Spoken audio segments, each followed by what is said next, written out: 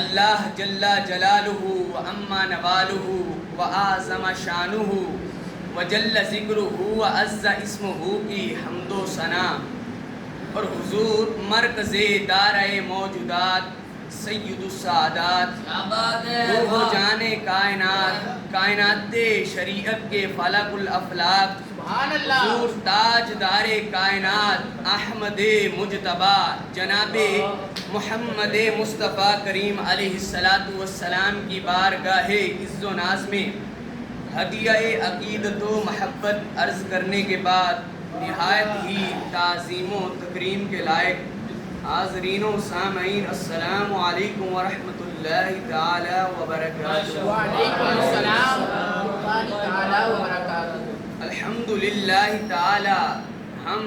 امت محمدیہ ہیں۔ سبحان اللہ۔ اس دنیا میں رب ذوالجلال کے کم و بیش 1.25 لاکھ انبیاء تشریف فرما ہوئے۔ سبحان اللہ، سبحان اللہ۔ ہر نبی ایک عزت، عظمت، شان اور مقام کے ساتھ اس دنیا میں جلوہ گر ہوا۔ بے شک، بے شک۔ وہ چاہے جناب آدم ہوں، شیس ہوں، ابراہیم ہوں یا اسماعیل ہوں، داؤد ہوں یا سلیمان ہوں، وہ یعقوب ہوں یا یوسف ہوں، وہ موسیٰ ہوں یا عیسیٰ، تمام انبیاء علیہم السلام ایک عزت، وقار اور شان و شوکت کے ساتھ تشریف فرما ہوئے۔ بے شک۔ لیکن جب باری آئی آپ کے اور میرے آقا و مولا عبداللہ کے لختے جگر اور آمنہ کے لال، کل انبیاء کے سردار اور مددگار، زہرا کے بابا اور حسنین کے نانا حضور سید الانبیاء صلی اللہ تعالی علیہ وآلہ وصحبہ ووالدیہ وبارک وسلم کی جب باری آئی تو آپ ایک خاص اور جدا گانا شان و شوکت کے ساتھ اس کائنات کو منور کرنے کے لیے تشریف فرما ہوئے۔ سبحان اللہ۔ حضور علیہ السلام کو تمام انبیاء پر جو فضیلت و برتری حاصل ہے، اس کی بنیادی وجوہات میں سے کچھ یہ ہے کہ آپ کا خاتم النبیین ہونا، آپ کی رسالت کا تمام کائنات اور تمام کائنات کے انسانوں کے لیے عام ہونا، اور خاتم الانبیاء کے عظیم منصب پر فائز ہونا یہ شامل ہیں۔ اس کے علاوہ میں حضور علیہ السلام کی شان و عظمت کو اور ظاہر کرنے کے لیے اور آپ کو بتلانے کے لیے آقا کریم علیہ السلام کا ایک فرمان عالی شان سنانا چاہوں گا، جس میں آپ کی عظمت و رفعت اس انداز میں بیان ہے کہ آپ خود اندازہ لگائیں گے کہ باقی بھی انبیاء آئے، لیکن جو حضور علیہ السلام کو رب ذوالجلال نے شان، مقام، عزت اور رتبہ عطا فرمایا تھا، وہ صرف حضور علیہ السلام کا ہی خاصہ ہے۔ یہ حدیث مبارکہ ترمذی شریف میں موجود ہے۔ روایت کرنے والے حضرت عبداللہ بن عباس ہیں۔ وعن ابن عباس رضی اللہ تعالی عنہ قال، حضرت عبداللہ بن عباس فرماتے ہیں، حضرت عبداللہ بن عباس فرماتے ہیں وعن ابن عباس رضی اللہ تعالی عنہ، نعرہ رسالت، یا رسول اللہ، نعرہ تحقیق، اچھا، نعرہ حیدری، وعن ابن عباس رضی اللہ تعالی عنہ قال، آپ فرماتے ہیں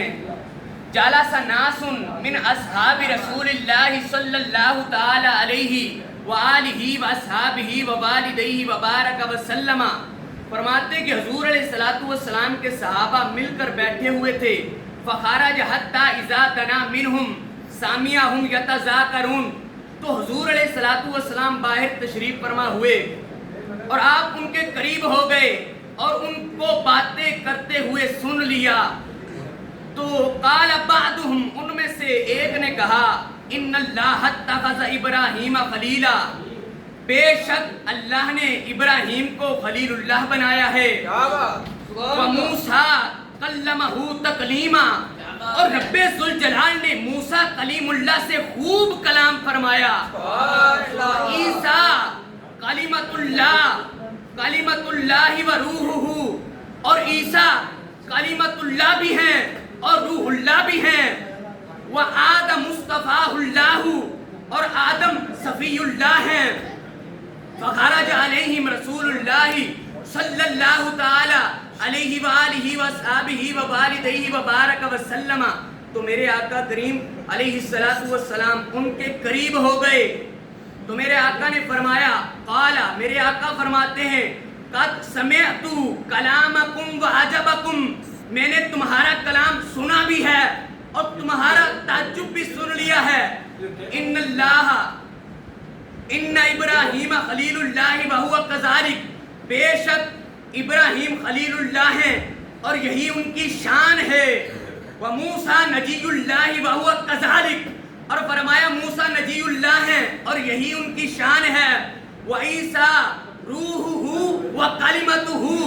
اور عیسیٰ روح اللہ بھی ہیں اور کلمت اللہ بھی ہیں، یہی ان کی شان ہے، وآدم مصطفیٰ اللہ وہو کذالک، اور آدم صفی اللہ ہیں اور یہی ان کی شان ہے، الا، لیکن خبردار سنو، الا سنو، انا حبیب اللہ، فرمایا میں اللہ کا حبیب ہوں، لیکن میں فخر نہیں کرتا، میں اللہ کا حبیب ہوں لیکن میں فخر نہیں کرتا، وَأَنَا حَامِلُ لِوَاءِ الْحَمْدِ يَوْمَ الْقِيَامَةِ تَحْتَهُ آدَمُ فَمَنْ دُونَهُ، فرمایا قیامت کے دن حمد کا جھنڈا میرے ہاتھ میں ہوگا، جس کے نیچے آدم بھی ہوں گے، آدم کے بعد والے بھی ہوں گے، جس میں بڑے بڑے متقی، پرہیزگار، اولیاء، اتقیاء، اصفیاء، اغنیاء، علماء ہوں گے، ولا فقر، اور لیکن میں فخر نہیں کرتا، وَأَنَا أَوَّلُ شَافِعٍ وَأَوَّلُ مُشَفَّعٍ يَوْمَ الْقِيَامَةِ وَلَا فَخْرَ، فرمایا میں ہی قیامت کے دن پہلی شفاعت کروں گا اور میں ہی پہلا شفاعت قبول کیا گیا ہوں لیکن میں فخر نہیں کرتا، وَأَنَا أَوَّلُ مَن يُحَرِّكُ بِحِلَقِ الْجَنَّةِ